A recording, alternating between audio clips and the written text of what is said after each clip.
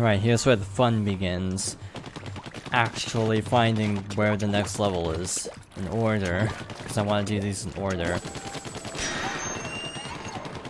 That's 6.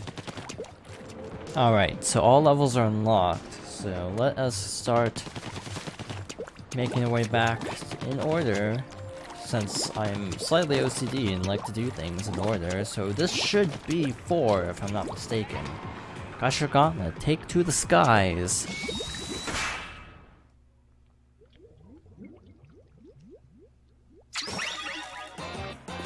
A light a keyboard. Shoot a gusher to make it burst skyward, so satisfying. I'm gonna be honest, at this point, I don't know where the sunken scrolls are, so if anyone actually knows where sunken scrolls are, I would appreciate some direction if I blatantly miss one.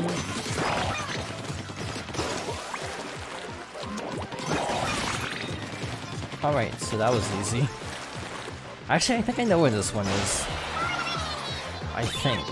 Unless I'm mixing up with another level. There's a small Octo Stamp, not the Octo Stomp, thankfully.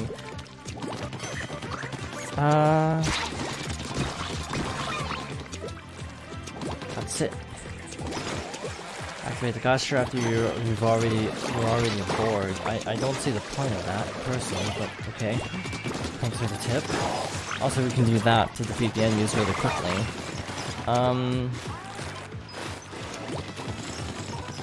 I'm also not a seafood person, so I'm not really sure how to feel about Octolings as seafood, I'm gonna be honest.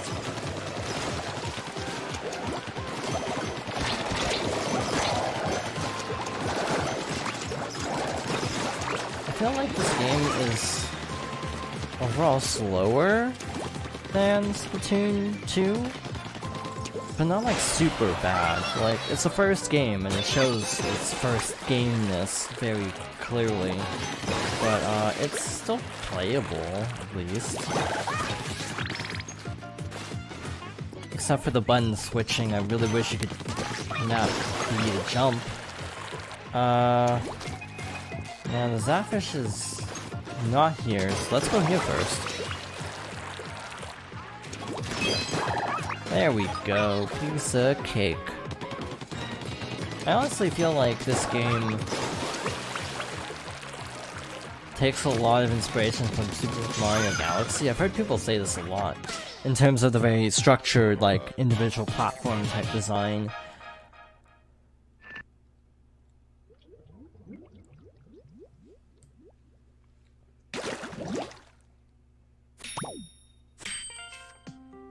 The scroll was found in a deep rock layer. Its age estimated approximately 2,000 years. It details the ancient turf wars of the time. Seems a basic 4 versus 4 battle format has been established at this stage.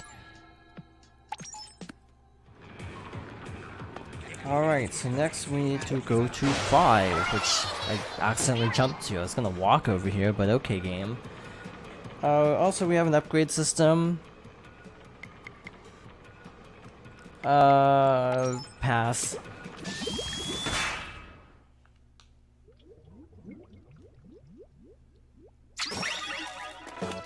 I always like this dark blue ink color in this particular stage. So we're introduced to sponge blocks. I hope you don't like sponge blocks, though, because we don't actually see that many of them in this game. They go really crazy with them in Splatoon 2, but in this game, they're only in like a couple levels, I think. A lot of gimmicks like sponge blocks and some others only come up like once or twice, and then really get fleshed out in Splatoon 2, and also Octo expansion, so this feels very kind of almost like tech demo-y at times. Like, I'm not saying that's a bad thing, by the way, but some of this level design does feel kind of early demo-ish, as opposed to 2, where they really play around with a lot of ideas, and we're just kind of experiments in this one. Now here we get to the actual first levels where, never mind, I actually know where it is. So we need to actually let the vegetarians shoot the sponge block in order to go through this grate. Piece of cake. Alright, so yeah, these are pretty straightforward. I think it's like 2 where things really start ramping up in terms of hiding things.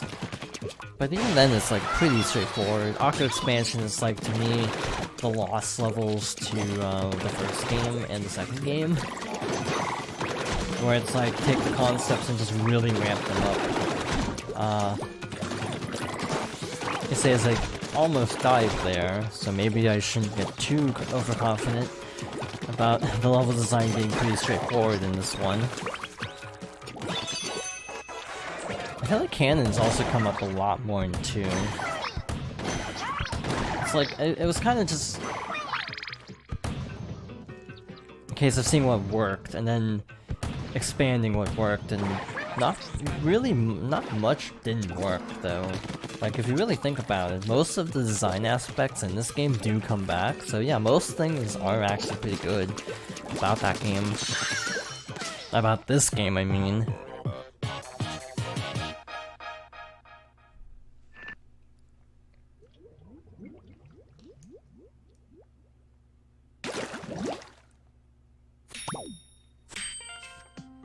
The terrifying biology of the Inkling. Strength can leap up to 5 feet. Brain simple and predatory. Bones none. Eyes can spot prey from 100 yards away. Defense high pressure, high capacity ink sac.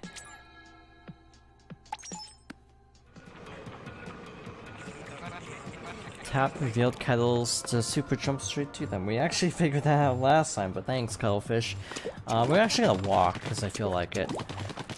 Just to show where this is, without jumping to everything. I didn't even read the level name.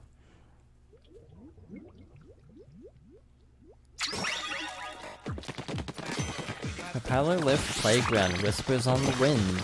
Of the Wind. I didn't actually see which one it was. This one I'm pretty sure I know where the second scroll is. It's like, you have to move a platform, and then it's like under where that platform would be, if I'm not mistaken. Like that, but not like that.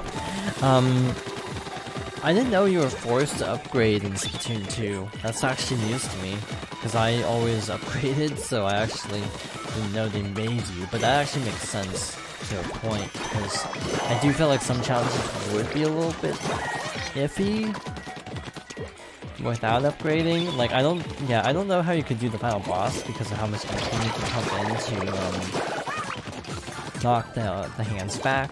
Mild spoiler, I guess. Alright, so there it is. I feel like everyone here currently has played Splatoon 2. This is a pretty straightforward level, just use the propellers, climb up when necessary. So let's talk about something else on my mind lately. And that is video game news. There's been a lot of news lately, I'm gonna be honest.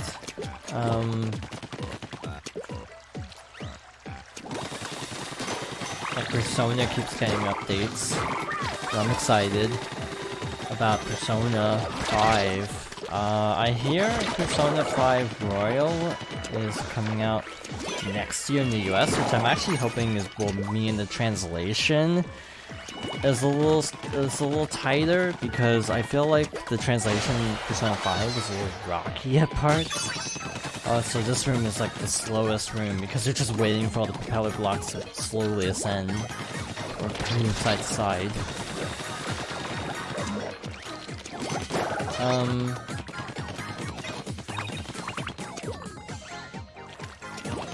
So it's Final Fantasy VII Remake, which I didn't think was actually going to happen this week, but it did, and I'm very excited, because I like Final Fantasy VII. It's very dated, so I actually don't mind the shift in gameplay to a more action RPG style. It kind of looks like a hybrid of 15 and Kingdom Hearts, actually, and I'm actually okay with that.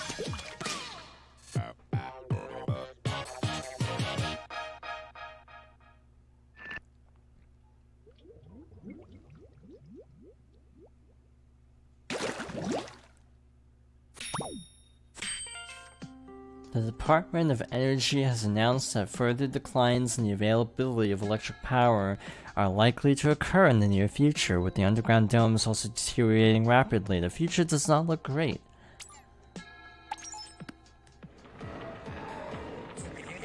In an enemy lair, you can see your opposed position on the gamepad. Good to know. Also, I'm gonna be completely honest, I don't understand how glam plates in Final Fantasy XIV work at all.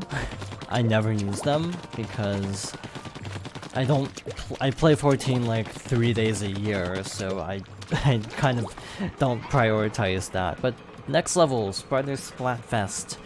Ink stains and teardrops. That sounds promising. That sounds like a fun level.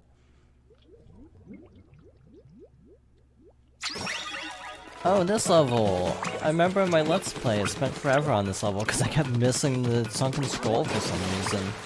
Even though it's actually really easy if I'm not mistaken. I just kept passing it for some reason.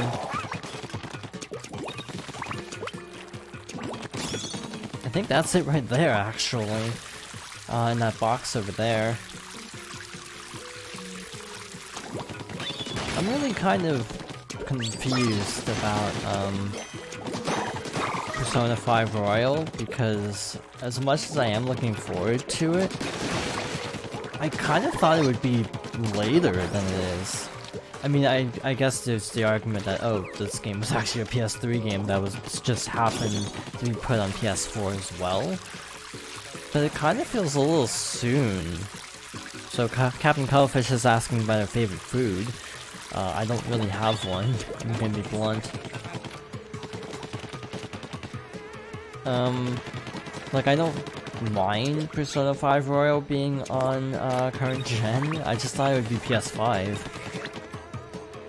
I guess our favorite food. Me, the player, but I can extend that to the viewers as well.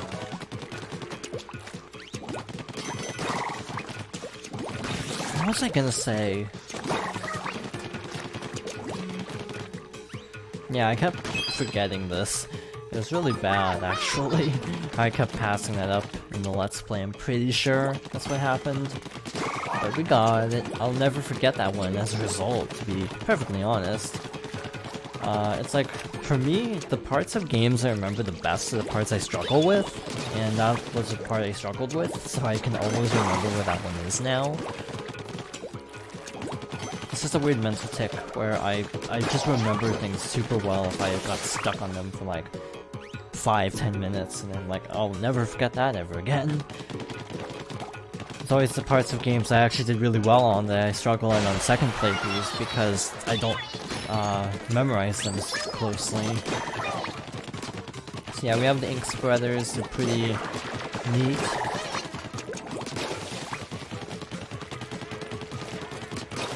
Also, we're probably not going to do a Splatoon 2 playthrough on stream because I just played Splatoon 2 on my own time not that long ago. Well, the Let's Play of that was end of last year, so that's kind of soon.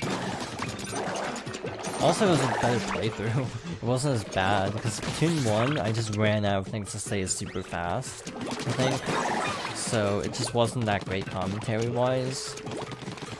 So I don't feel the need to replace the Splatoon 2 Let's Play nearly as immediately.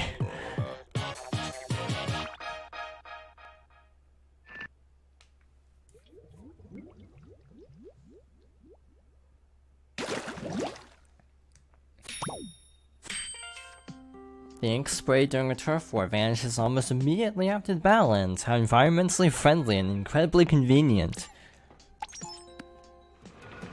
I really like this.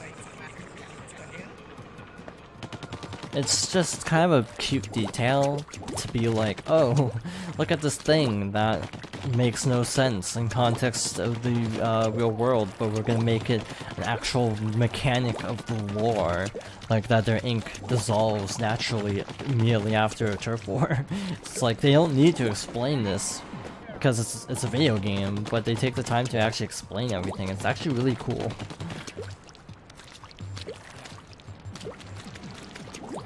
This is the next one. Octoling Invasion, Kelpdom Showdown.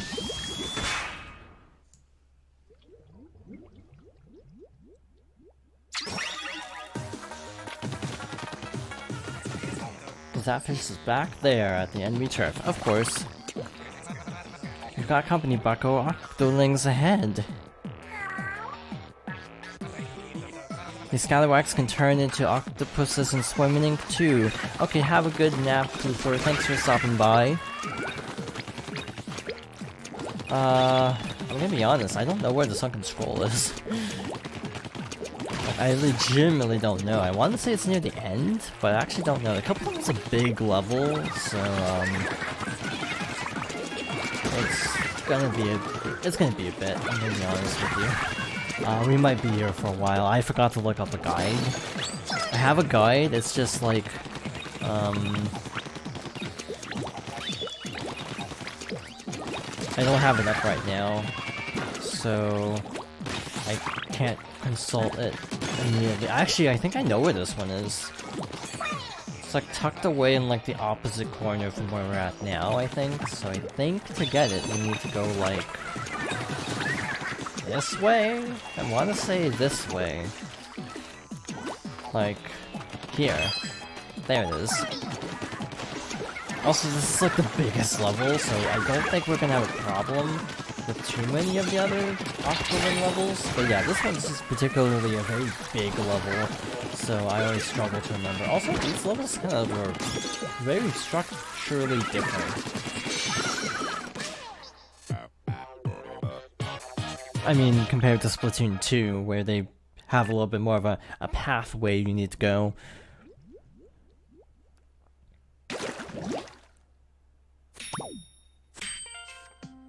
Paradise Lost by Octolangelo. That's not easy to say.